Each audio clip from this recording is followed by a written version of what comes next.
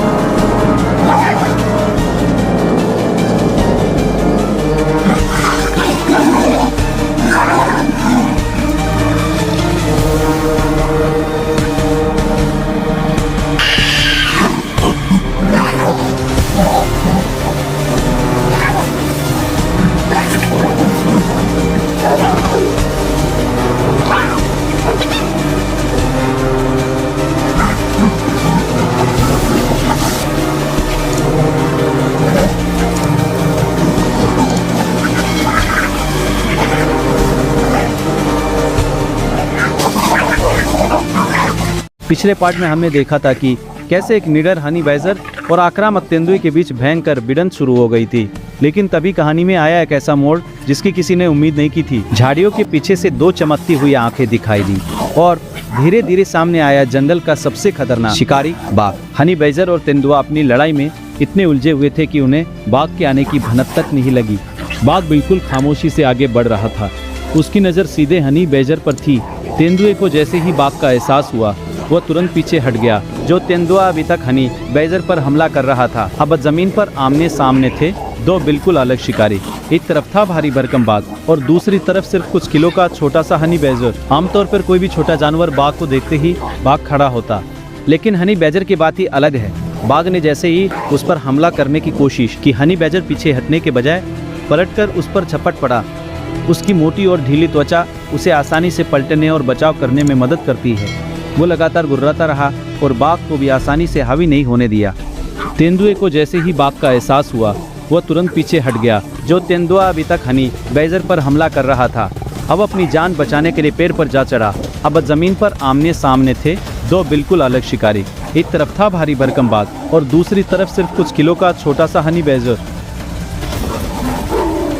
पेड़ पर बैठा तेंदुआ नीचे का पूरा तमाशा देख रहा था। बाघ ने हनी बैजर को दबाने की कई कोशिशें की, लेकिन इस छोटे से जानवर की आक्रामकता और जिद ने मुकाबला आसान नहीं होने दिया। आखिरकार बाघ को समझ आ गया कि इस छोटे से योद्धा से उलझना फायदे का सौदा नहीं है।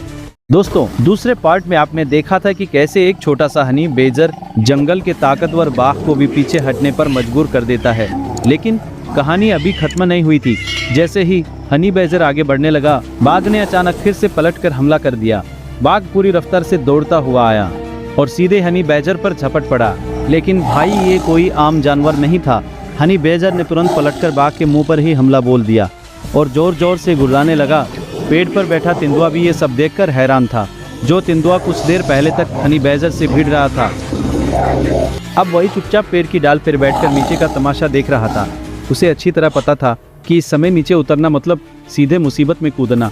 लेकिन नीचे जमीन पर हालात और भी खतरनाक हो चुके थे। बाघ बार बार अपने भारी पंजों से हनी बैजर को दबोचने की कोशिश कर रहा था, लेकिन हनी बैजर की ढीली और लचीली त्वचा उसके लिए किसी कवच से कम नहीं थी।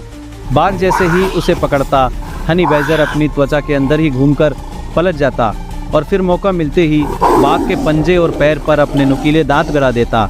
बाघ ने उसे ज़मीन पर घसीटा, पंजों से दबाया, बार बार काबू करने की कोशिश की, लेकिन ये छोटा सा योद्धा हार मानने को तैयार ही नहीं था। आखिरकार हनी बैजर ने बाघ के पैर को ही जकड़ लिया। बाघ ने बहुत कोशिश की, लेकिन हनी बैजर के खतरनाक तेवर देखकर उसे समझ आ गया कि इस छोटे से जानवर को शिकार बनाना आसान नहीं है। कुछ देर बाद बाघ धीरे धीरे पीछे हटने लगा और आखिरकार रास्ते से हट गया। वहीं दूसरी तरफ हमारा हनी बैजर अपनी मस्त चाल में आगे बढ़ता रहा, जैसे जंगल में अभी अभी इतनी बड़ी लड़ाई हुई ही न हो। यही तो खासियत है इस छोटे से योद्धा की, छोटा शरीर लेकिन हिम्मत ऐसी कि बड़े बड़े शिकारी भी सोचने पर मजबूर हो जाएं। अगर आपको हनी बैजर की ये खतरनाक कहानी पसंद आई हो तो वीडियो को लाइक करें, शेयर करें और ऐसी ही रोमांचक वाइल्ड लाइफ कहानियों के लिए चैनल को सब्सक्राइब करना बिल्कुल मत भूलना।